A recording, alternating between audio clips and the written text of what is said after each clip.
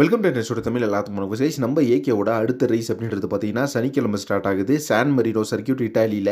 So அந்த ஒரு ரேசிங்க்கு பார்த்தீங்கன்னா நம்ம ஏகே பயங்கரம் வந்து ப்ரிப்பேர் ஆகிட்டு இருக்காரு. அதே நேரத்தில் பார்த்தீங்கன்னா நேற்று சோஷியல் மீடியாவில் ஒரு வீடியோ ஒன்று ஷேர் ஆயிருந்துச்சு. அந்த வீடியோவில் பார்த்தீங்கன்னா அயர்டோன் சேனா அப்படின்றவர் உலக தலை சிறந்த F1 ரேசர்ஸில் 3 டைம் வேர்ல்டு சாம்பியன்ஷிப் அடித்த ஒரு மிகப்பெரிய ரேசர் அவர்.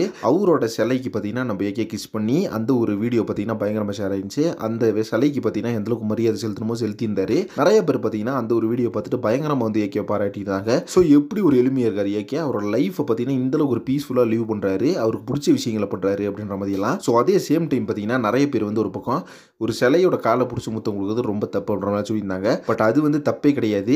ஏன்னா அவர் ரேசிங்கில் பார்த்தீங்கன்னா எந்தளவுக்கு ஒரு பேஷனட்டாக இருக்காரு, F1 ரேசர்ஸை வந்து எந்தளவுக்கு மதிக்கிறாரு அப்படின்றது நல்லாவே தெரியும். நம்ம ஏகேவும் பார்த்தீங்கன்னா F1 ரேசிங்கில் கலந்துருக்க வேண்டியது. ஆனால் பார்த்தீங்கன்னா அவருக்கு நடந்த ஒரு ஆக்சிடென்ட்டு, அதுக்கப்புறம் பார்த்தீங்கன்னா நம்ம ஏகே அந்த ரேசிங்கை விட்டு வெளியே வந்தார் அப்படின்றது எல்லாத்துக்குமே தெரியும். ஆனால் F1 ரேசிங் மேலே அவருக்கு அந்தளவுக்கு ஒரு லவ் இருக்குது. அப்போ அந்த F1 ரேசரில் தலை சிறந்த ரேசரான அயர்டோன் சேனா அவர் பார்த்தீங்கன்னா 3 டைம் சாம்பியன்ஷிப் படிச்சிருக்காரு.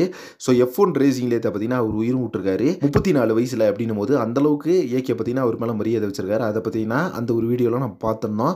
ஸோ அது வந்து எந்த விதத்துலையுமே தப்பு கிடையாது. இப்போ நம்ம ஏகே ஃபேனாக இருந்துட்டு ஏகேக்கு பார்த்தீங்கன்னா எந்தளவுக்கு ஒரு மதிப்பு கொடுக்குறோம், அஜித்தே கடவுள் எல்லாம் சொல்கிறோம். ஆனால் நம்ம ஏகே பார்த்தீங்கன்னா அதெல்லாம் சொல்ல வேணாம் தான் சொல்லியிருக்காரு. ஆனாலும் பார்த்தீங்கன்னா நம்ம ஃபேன்ஸ் எல்லாம் விடுறதில்ல, அந்த ஒரு விஷயத்தை சொல்லிட்டு தான் இருக்காங்க.